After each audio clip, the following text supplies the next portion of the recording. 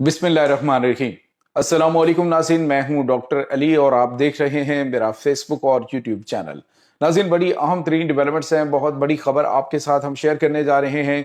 पाकिस्तान के लिए बड़ी बड़ी खुशखबरियां आ रही हैं। एक तो नाज़रीन अमरीका और ईरान के दरमियान जो मुज़ाकरात हैं उसके हवाले से बड़ी पेशरफ्त हुई है। पाकिस्तान के वज़ीर दाखिला मोहसिन नकवी पाकिस्तान पहले तेहरान के दौरे पे, फिर पाकिस्तान, फिर 24 घंटों के अंदर अंदर तेहरान के दौरे पे जाते हैं और वहाँ पे जो अहम तरीन मुलाकातें हुई हैं वो भी आपके साथ हम शेयर करेंगे। जबकि दूसरी तरफ जो बड़ी और अहम तरीन खबर सामने आ रही है वो है नाज़रीन ईरान की जानिब से पाकिस्तान को एक बड़ी ऑफर की गई है जिससे पाकिस्तान की मईशत जो है वो आसमान की बुलंदियों को छूना शुरू हो जाएगी। इसकी भी तमाम तर डिटेल्स आपके साथ हम आज के वीलॉग में शेयर करेंगे। वीडियो की तफसील में जाने से पहले अगर आपने हमारे इस चैनल को सब्सक्राइब नहीं किया हुआ तो आपसे गुजारिश है काइंडली इसको सब्सक्राइब कर लें और बेल आइकन को जरूर दबा दें ताकि हमारी आने वाली वीडियोस सबसे पहले आप तक पहुंच सकें। नाज़रीन, हम आपके शुक्रगुजार हैं जो आप हमारे वीलॉग्स को देखने के लिए वक्त निकालते हैं और कमेंट सेक्शन में अपनी मोहब्बतों का इजहार भी करते हैं।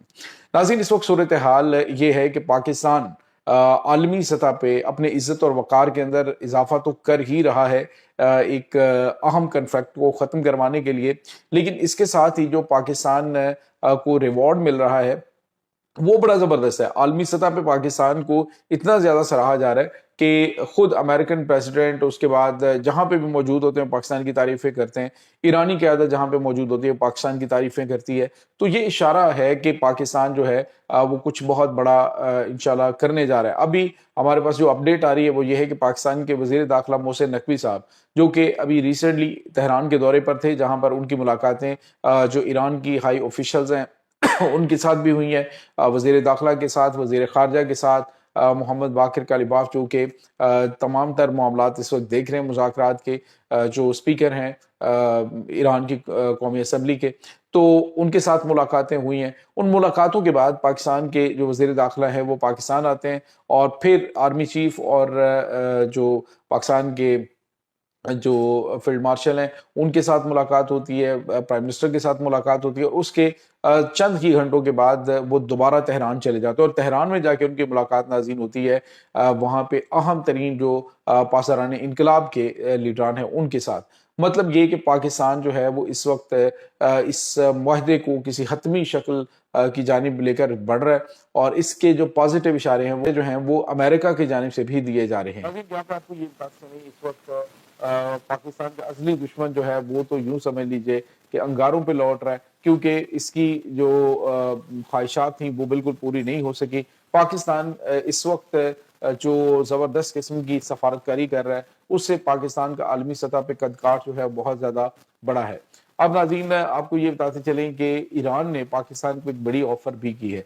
मुआशी हवाले से देखें तो चूंकि ईरान ने अब जो दुबई है यानी मुत्तहिदा अरब अमारात उसकी बजाय पाकिस्तान का इंतखाब किया है। पाकिस्तान अभी बावजूद अमरीकी पाबंदियों के तेहरान के लिए उन्होंने 6 मुख्तलिफ रास्ते जो हैं कॉरिडोर खोले हैं वस्ती एशियाई रियासतों के लिए और पूरी दुनिया के हवाले से। तो अब जो है वो ईरान चूंकि दुबई के साथ जो आलमी सतह पे आलमी मार्केट के अंदर जो अपनी अशिया भेजता था वो उनके जरिए भेजता था क्योंकि उस पर पाबंदियां डायरेक्टली भेज नहीं सकता। तो अब नाज़रीन उसकी जो जो तिजारत का हुजम है वो बहुत बड़ा है।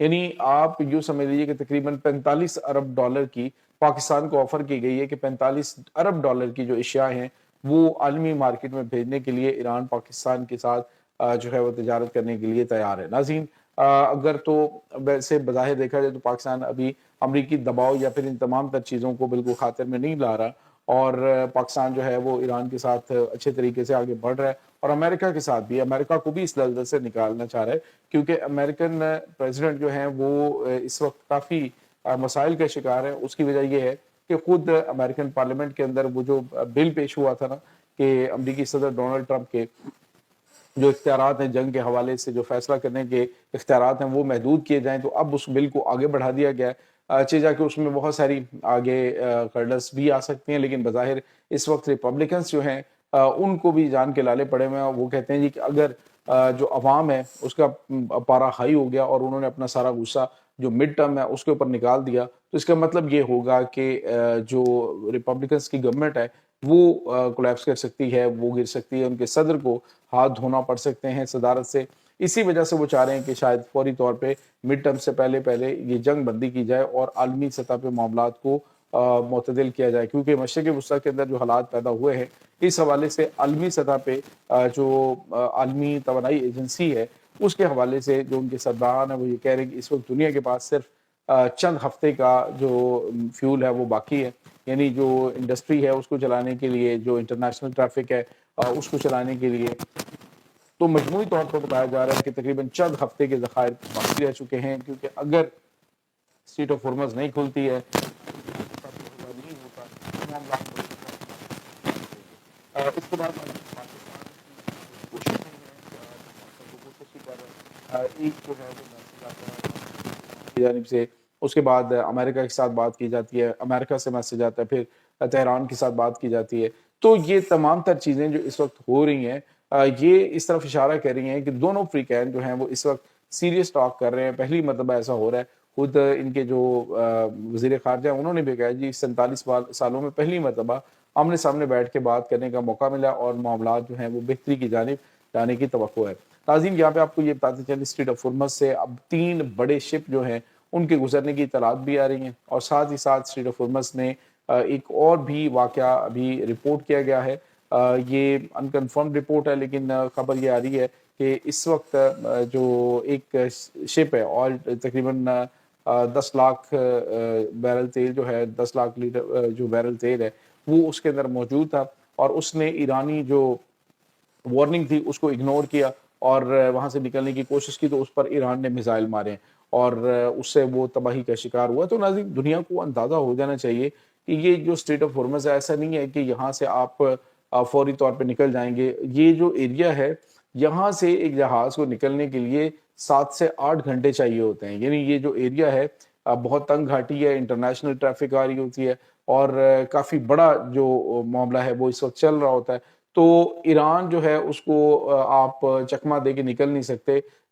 आप अंदाज़ा लगाएं कि 7 घंटे जिस एरिया से आपने गुजरना है, और फिर जो है वो उनके पास दौरान इंकलाब के नेवल फोर्सेस हैं, ड्रोन है, फिर उसके बाद सैटेलाइट के ज़रिए वो इसको मॉनिटर कर रहे हैं।